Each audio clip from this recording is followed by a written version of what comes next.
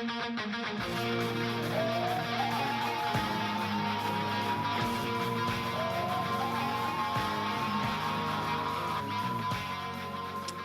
while they sort this out, I'll get started, because I'm really, really excited to be here, and it's not just because it's less crowded on the side of the stage.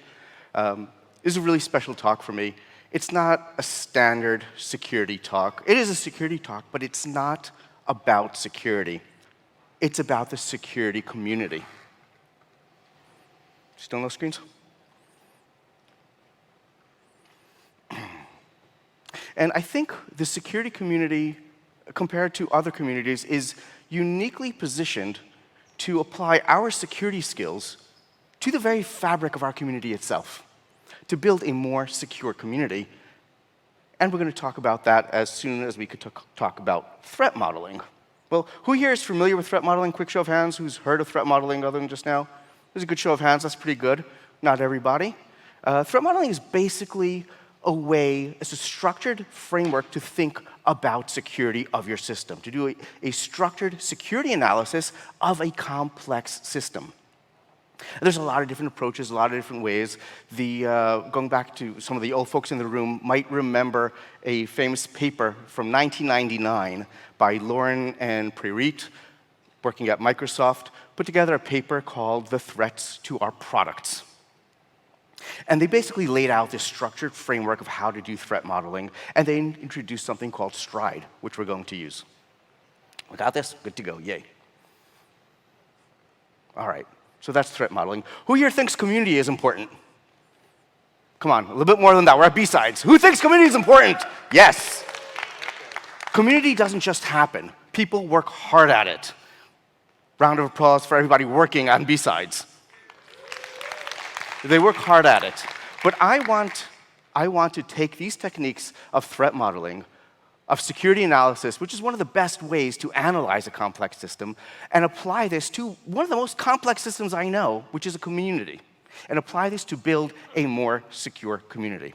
That's exactly what we want to do. Quick introduction to myself. Actually, Omer pretty much said everything. My name is Avi Douglen. You can find my internet face bouncing around. Contact details if you want to reach out to me, my pronouns. My day job, I do security consulting at a small boutique called Bounce Security. But I am more active in several different communities. As Omer said, I'm one of the leaders of the OWASP Israel chapter. I'm on the global board of directors of OWASP. If you have any complaints about OWASP, feel free to send them my way. I probably won't be able to do much about it, but feel free to complain. That's what we do best. I'm also a community moderator on the security.stack exchange site. It's the Stack Overflow site for security, fantastic resource, with a large community, global community that actually built up around this site as well. So I have quite a bit of experience with different kinds of online communities. I'm also one of the co-authors of the Threat Modeling Manifesto, which is a great way to get started with threat modeling or to upgrade your existing practice to something even better. You can go to threatmodelingmanifesto.org. If you have 7 minutes, you could read through it twice. And it's really interesting to see how to scale up better at whatever approach you take to threat modeling. But what is threat modeling? Right? This is going to freely borrow from the manifesto. I feel comfortable doing that since I was one of the authors. This little statement took us about 3 weeks to put together, 15 people. But what is threat modeling? Threat modeling is about analyzing representations of a system to highlight concerns about security and privacy characteristics. The emphasis here is mine. I have my own definition that I usually share with developer teams, but this serves our purpose well here. Because it's about security, it's about privacy, right? There's a lot of different things, and it's about concerns. We didn't say threats. It's not a long list of bugs, a long list of vulnerabilities, concerns, things that we want to take care of, things that we want to consider about how to fix, how to make better. And we do this not by testing the live system, but representations. We take an abstraction of a system. This might be a diagram, it might be the design of a system, it might be some other description of it. Abstractions.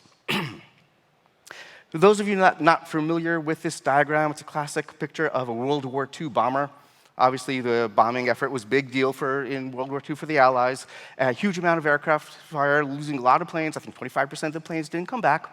And the Allies said, you know what, let's collect some data about where the planes are getting shot. Every plane that came back, they marked down where the planes were getting shot, and there's a good map of where the planes get shot. I'm going to put more armor wherever the planes get shot. Survive better. It's a lot cheaper and makes more sense than flying an entire tank, for sure. But right before they did that, they realized they fell into a very common trap called survivor's bias. They were only looking at the planes that came back. So this is actually a really good map of where you don't need to put armor on the planes, because all these places are a place where the plane will get shot and still come back. We're a lot more concerned about the planes that don't make it back. So they need to put armor everywhere that you don't see bullet holes, because if the plane got shot in the cockpit, it's not coming back. That's where they need to put armor. In the same way, we don't need to care about every possible attack. We don't care about people not trying to attack our system. We care about the attacks that get through. We care about the attacks that actually impact whatever value we have in our system, whatever data we have, whatever records we have. We need to think about how these attacks work and how these threats affect our system. So why do we want to be doing threat modeling? It makes you a lot more efficient, whatever you're doing. If you're building a simple web form application, deep technology, machine learning, bug bounties, pen testing, whatever you're doing, threat modeling it, the system you're working on, will help you be a lot more efficient. It'll help you focus on the parts of the security that actually matter, the ones that will give you the most value. It'll help you make more informed decisions over time. And there's this concept of this shared understanding of what security actually means for our system. Everybody familiar with the parable of four blind folks describing this great big thing that they found in the room? And one of them says, there's this big pillar, I can't move it. The other one says, I keep bumping my head on this leathery surface over here. And another one is complaining that there's this feather, keeps slapping her in the face. And another one says, this hose just stole my hat. And they don't realize they're all talking about the same elephant. Very often with teams, we'll see that in the same way. Everybody has a different idea of how the system works, of what security actually means to us. Threat modeling gets us reading on the same page in the same direction and understanding and agreeing what security actually means to us in our context. I'm going to pull one best practice out of the manifesto. There's a bunch of others, but this one I really like in our context. To really have an impactful threat modeling practice, you need to have a culture of finding and fixing issues. It's not just enough to say, okay, we're going to go look at these things, but you have to have a culture built up around of actually fixing the issues and the problems that you find. And there's a lot of different methodologies, a lot of different approaches. Whatever you take, whatever you decide to use, you're going to need to answer these four questions. Sometimes we call this Adam Shostak's framework. Adam Shostak is practically the godfather of modern threat modeling, literally wrote the book on it years ago when he was at Microsoft. And as a co-author of the manifesto, we actually adopted this into the manifesto as well. Because threat modeling is about answering these four questions. Number one, what are we working on? What are we building? Is it the system? Is it this diagram? Is that feature? Or that kind of security? What is the system that we are working on? Number two, what can go wrong? These are the threats, the concerns, the assumptions we might have about the system. Number three, what are we going to do about it? It's not just about generating a long list of vulnerabilities. It's about actually making a more secure product, a more secure system. And like any process, we need to ask ourselves, did we do a good job? Makes sense. And we might analyze a system. It's an online system. We might use something like a data flow diagram, a DFD, and you got your processes and your data stores and your data flows going everywhere, and it gives you a really good view of how the system works, the different components, the interfaces between them, and how everything, the architecture, how things work, and what crosses trust boundaries. And we can analyze this diagram in a really effective manner. Another approach, another approach to analyzing a system is based on the value chain, what I like to call the value-driven approach. And this is focusing less on the vulnerabilities, but more on the value, right? Number one, why are we working on this? What is so important here about this system? What value do we get out of it? Again, if you're building a feature, are we doing this? Usually it's to follow the money, sell more product. Maybe it's to get more eyeballs on my cat blog. Maybe it's a literal chain with a diamond hanging on that you're going to steal at the end of the movie, right? Whatever it is, you want to understand what the value is, what you're after, and then we could ask ourselves, well, how do we get there from here? How does this that we're working on actually produce that value as a direct value chain? And then we can just go ahead and say, well, how do we protect that value chain? How do we make sure that that actually happens, right? Now, when we're trying to find the issues, the what can go wrong, the threats, a common framework for this is known as STRIDE, introduced in that 1999 paper. STRIDE is a mnemonic. It stands for Spoofing, Tampering, Repudiation, Information Disclosure, Denial of Service, Elevation of Privileges. I'm going to repeat that in a second. But it's important to realize that this is 6 different categories of types of attacks that an attacker might be looking for, what their goals are to do in your system, what are they looking to do. But it's not a classification scheme. It's all about structured brainstorming to help you focus on asking the right questions, to understand what it is you're looking for. And you could ask tons of questions, kind of like you're a 5-year-old, tons of questions to find what would happen if, what can I do, and finding additional, very specific attack scenarios for each one of these classes of threats. But again, once you've found the threat, you don't need to start classifying it, which bucket does it fit in. It's not that kind of scheme. It's just about the structured brainstorming. And spoofing. Spoofing is all about identity. Who am I? Who are you? Pretending to be somebody you're not. Tampering is about playing with data until something breaks, trying to harm the integrity of that data. Repudiation is claiming you didn't do something, which you ostensibly did, claiming something didn't happen, and making it a way that you can't prove it, that I did do it. Information disclosure, of course, is harming the confidentiality of data. Denial of service is blocking the availability of the system. And there's a lot of different ways to slice and dice this, right? It might be the whole server crashes. It might be one module is not available, you can't log in, whatever. It might be one user, it might be all users. There's a lot of different ways to look at this. And finally, elevation of privileges, is all about authorization, basically doing anything that you shouldn't be allowed to do. And the way we do this is we go one bucket at a time, one of the STRIDE elements at a time. We go through that DFD, that data flow diagram, one element at a time, and we ask very focused questions. What kind of spoofing threats are there on this element? What kind of tampering threats are there on that element? And in this way, we can ask questions and find and identify a lot of those issues. Now, this is a common framework. I want to go ahead and take this framework and apply it on more complex systems, real-world systems, an actual community. Now, we need to ask ourselves, whose responsibility is it to be doing this threat modeling thing? Well, pretty much everyone. And the interesting thing is that most people do some form of threat modeling in the real world. Most people have some idea of what the threats are. You're parking in a dark alley, you're going to lock your car. Right? You're buying a new house or building a new house, you might be worried about the ground floor windows, so you're going to put bars on the windows because you're worried about a velociraptor attack. Or thieves, I don't know your life, whatever. Zombies, whatever it is. Don't talk to me about zombies. The problem is that most people are not experts in all of those fields, don't have a rigorous structure for that. That's why it's important to use this structured framework. Structured methodology that help you approach and understand the threat model of whatever it is you're working on. And it's important to note, all threat models are wrong, some are useful. This is not the original quote. I like to mangle it as all threat models are wrong, some are useful. The threat model is not about perfection. It doesn't need to be exact. By definition, we're dealing with abstractions, so they're not exact. What's important is that it is useful. It is useful to find and identify those security issues, right? It's fine that it's wrong as long as it is useful to us to find issues that we need to fix. With that in mind, I want to present a very wrong model, a model that is not comprehensive, not complete, it's not any kind of formal model, but it might be useful for us to help to think about how to deal with these threats that might be on a community. First thing we need to ask ourselves, what actually is a community? We need to model the system we're working on before we model the threats. Well, easy, flippant answer is that community is a jungle.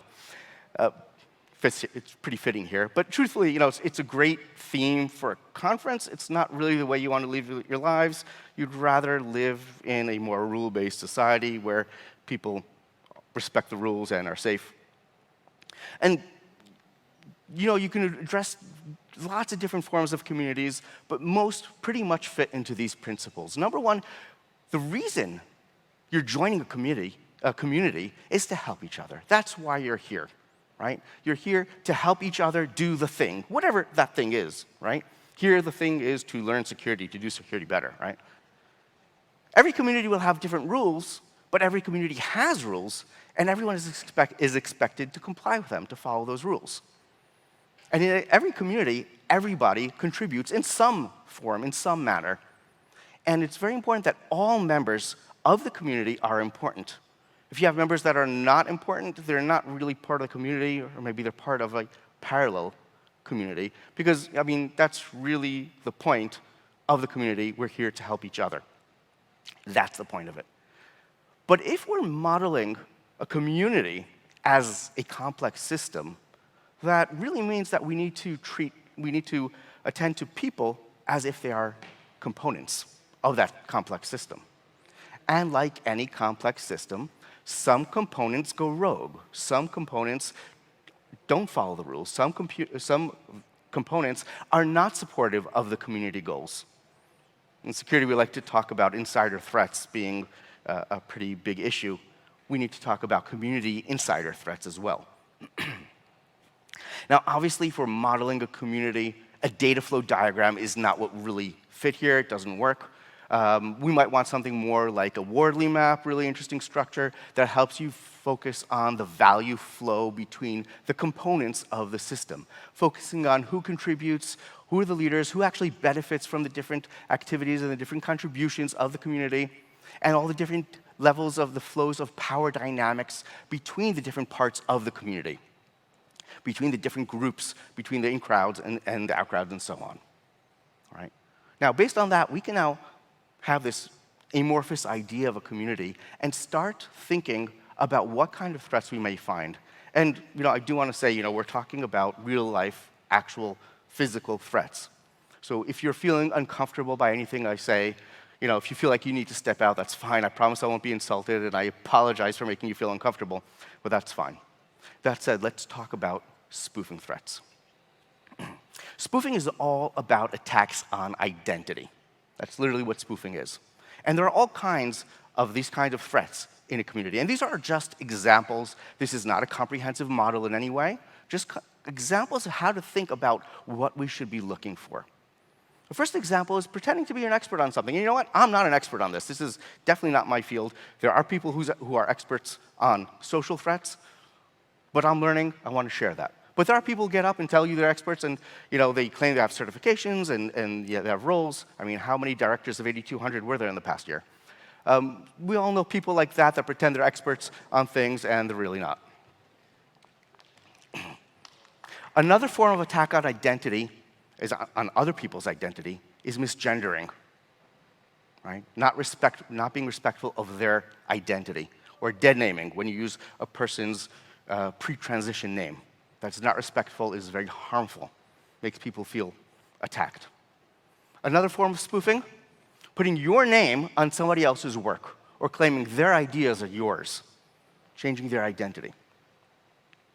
And then there's this whole idea of, the good guy who's up there and pretending to be the good guy or thinks they are the good guy. And you get to things like the Innocent Lives Project, which is a group dedicated to helping and preventing child abuse that was actually run by an abuser, which leads to the whole, grooming conversation.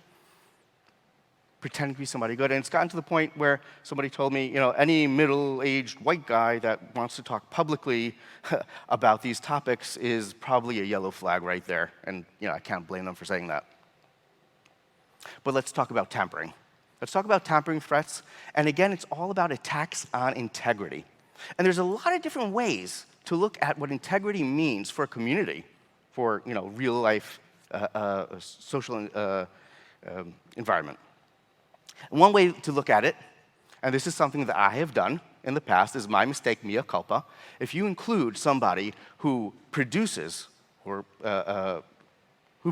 software weapons and sells them to dictators who chase down and murder their citizens, and you introduce that person as a speaker at your conference, at your event, and again, this is something kind of a slow-moving mistake that I kind of my fault, and I couldn't stop it once it got started. It harms the integrity of that event, and it did.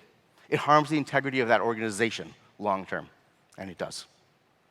And this harms the integrity. Another way of looking at it, integrity of truth, misinformation, right? Or deepfakes, right? Those fake videos that make it look like I'm saying something or make it look like Obama's saying something that he didn't, right? It's all about the integrity of the data. And then there's this new thing called mansplaining. Do you all know what mansplaining is? Mansplaining is when a man condescendingly interrupts a woman to explain to her what she's already saying.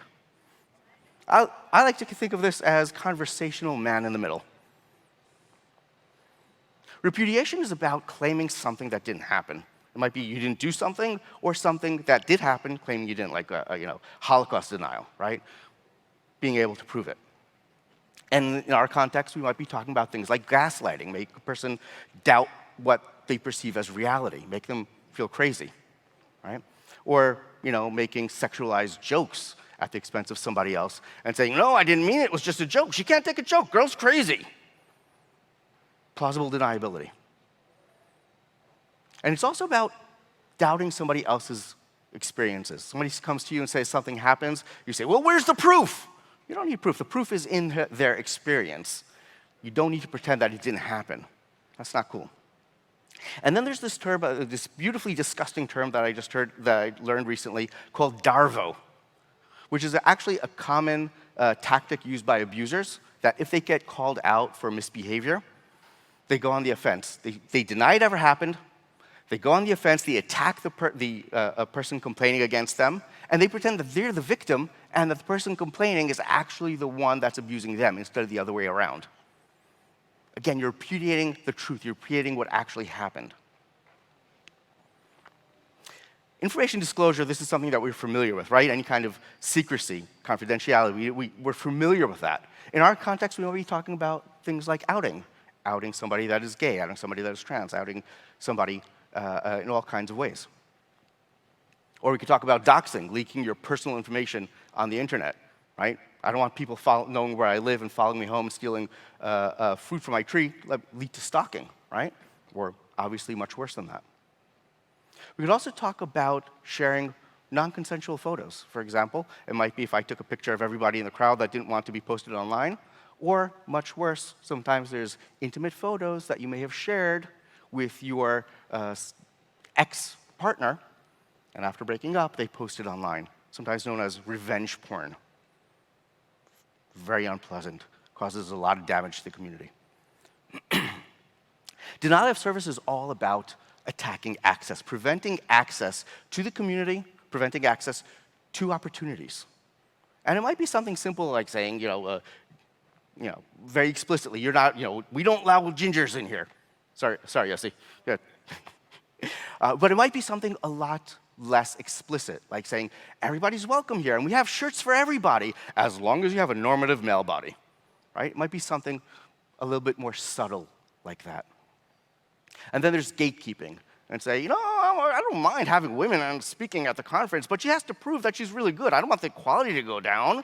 Like, they have to prove it. Prove it to me that you are really know what you're saying, right? Which is similar to any kind of discrimination, right? Having different rules for different people based on whatever quality it is.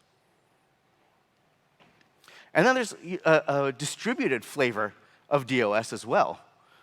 Microaggressions are just a constant stream of tiny pinpricks. And much like a network-based DDoS, you can handle one packet. You can handle 100 packets. If you start having to deal with 10,000 packets every second, your system is going to get overwhelmed. If you have to deal with all these tiny pinpricks, which might be just a stupid comment, which is not a big deal in isolation, but if you have to deal with hundreds of these every day or thousands of these every day, it starts to wear down and takes an emotional toll, and these people can no longer be fully contributing to the community because they're simply overwhelmed. Finally, we need to talk about elevation of privilege. And elevation of privilege is about consent, doing things that shouldn't be done. It might be simple things like harassment, obviously, or any kind of physical content that physical contact that is not wanted, especially after they said over and over again, don't touch me no more. And then we can talk about violence and all other forms of assault. And to be honest, I don't feel like I can actually talk about this in this context without completely trivializing victims of assault.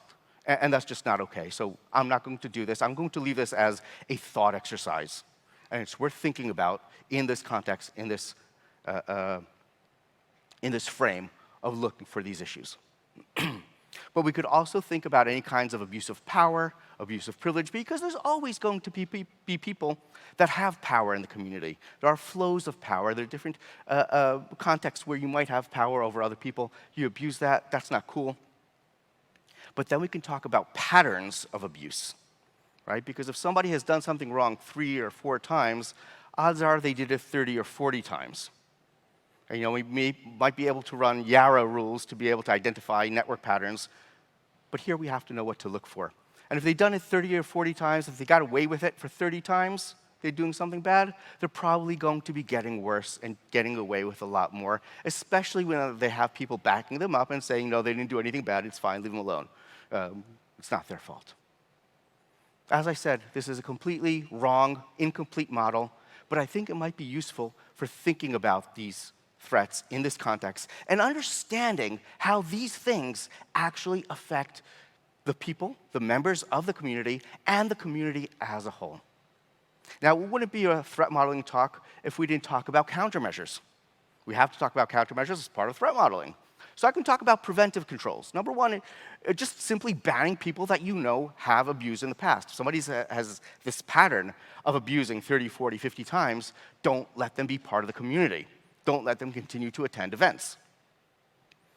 There are activities that never end well, right? You're going to have an open bar, everybody's getting stinking drunk all night long. At some point, it's not going to end well. Trying to have some kind of meet-up in a strip joint, that's not going to end well for anybody. That's not going to be comfortable for anybody. Simply don't have these. And with just a little bit of compassion and empathy, we can realize that supporting mental health goes a long way. We may even be able to prevent some of these issues at the root, at the cause. We could also talk about detective controls.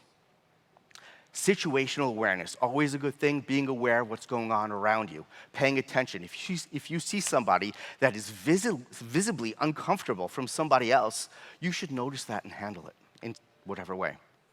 And to do that, you need to really every event needs to have the volunteers running it, the organizers, that are the kind of people that other people feel comfortable coming to and telling them what happened. We could also talk about administrative controls, things like a code of conduct, which Karen talked about. We have a great code of conduct here. Having explicit process and policies, explicitly following the incident handler playbooks if something bad does happen, and being able to actually comply with the results of that playbook, stick to the results of those decisions. There's also what I would like to call strategic controls or environmental controls. And this is something like having a diverse community. Having a diverse community can help battle that environment where people feel free to perform those threats. It's kind of a herd immunity to some extent. Not having a diverse community or not having diversity in your company actually harms everybody. Even the people that are not explicitly excluded, but everybody else suffers from not having that diversity. But if you can build up that community, if you can build up a community stated around those shared values, and shared values might be something like everybody's a noob, right? Everybody's learning. Everybody shares, everybody learns. Women should be safe, everybody should be safe. If these are the values of the community, then that helps create that environment that prevents those threats being manifest and enforce those cultural norms. If this is the way that we do things, then people feel more comfortable. And if you can build up these bonds between the community, if people have that built up level of trust, and that's really what threat modeling is, about finding those connections, those levels of trust. We don't want a zero trust community. We want to build that up, right? And that helps prevent it. Now, all these different controls, preventive, detective, administrative, strategic, actually all rely on one other, I would call like an Uber control, kind of the blue team of community, and that's allies. Allies are underlying everything else, and allies are what drives all the other controls. Now, I'm not here to give an ode to allies. And yes, allies are super important. If you're not trying to be an ally, you might be part of the problem, right? I'm not here to sing praises to allies, though. I'm here to make demands. Because if you want to try to be an ally, the number one thing that is most important, and this is not me being a brilliant person, this is just what I've heard from everybody else, the number one most important thing for allies to do is to listen. To listen to those who are marginalized, to listen to those who might be abused in some way, to listen to survivors of those attacks. The second most important thing for allies to do is to speak up. You hear something going on, something's not right, you speak up, you get up in their face, you stop whatever bad from happening. So if you ask me from, why is Avi speaking here, this is why. Allies need to step up and help not just listen to the marginalized, but help everybody else hear them as well. And everybody has some form of social power, social capital, some privilege, some earned authority. Allies will consistently and effectively use the power and privilege and authority that they have for the common good, for everyone else. And in some ways, you work in public to make that change happen. So I'm doing here. But you don't have to be on stage talking for far too long, change can happen quietly as well. Allies insist that proper security controls are in place, and they drive to make sure that they're effective. Code of conduct, don't join an event without a code of conduct. Having diversity, equity, and inclusion policies, driving more and more diversity throughout, and all these other things that we talked about, it's allies that can drive this. Because the people that are marginalized, the people that are most affected by not having this in place, are not the ones that should be responsible for making a safe environment. They already have enough to deal with. They probably don't have the power to make it happen anyway. Allies do. And allies don't do this to get a cookie, right? I did something good, I want a treat. No, we're not doing it for recognition or attention or being on stage or whatever. Allies do this because it's what's right. It's because what is fair. Until all of us are free, no one is free. And if an incident happens, we don't have an uncomfortable conversation, or the speaker is saying harmful stuff, I don't want to drag him off stage in the middle. Absolutely. If I'm saying something harmful, drag me off stage before it continues to harm other people. Focus on harm reduction. The most important thing is safety of everybody else. And including, if there's a speaker that's causing harm, you get rid of them. If there's a known abuser in the community, you get rid of them. And if you think it's not possible, Stanford actually did a study a couple years ago of online communities, and they found that 1% of online communities are responsible for 3/4, 75% of all issues, of all conflicts. So it's not just the right thing to do, it's also kind of a good idea. Being an ally is not one and done. You're never a complete ally, constantly learning. You're responsible to get better. Teach yourself and help each other get better. Help other allies with compassion. You make a mistake, you get better. Allies know when to show up. Whatever is needed, know when to shut up. Let other voices be heard. And I'm not listening to my own advice because I'm told to get off the stage. One more minute. Sometimes you're not invited to the party, and that's okay. Allyship has to be intersectional. And by that, I mean it cannot be conditional. Here in Israel, we most often talk about needing more women on stage. But it's not just having more women. It's not just about gender. It's not just about gender. It's about gender representation, sexual preferences, race, and a lot of religion, and a lot of other factors. Now, this is not like a hierarchy of who gets the most discrimination points. No, it's an interlaced matrix of disadvantaged. And we all have some power. We can all step up and realize that you can't support one without supporting all of the others. Support everybody, whoever they are, and realize that there are different factors here. For example, I'm sure most people know that women, on average, statistically, will earn 80% of what a typical man with the same role and the same background will earn. In the United States, a black woman will earn 60%, 62 cents on the dollar. So it's a combination of both the racism and the sexism, and all these other things come together. Another thing allies do, get tired.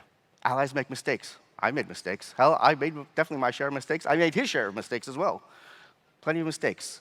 What we don't do is start complaining. Somebody calls us out for making a mistake, we accept it, we apologize, we move on.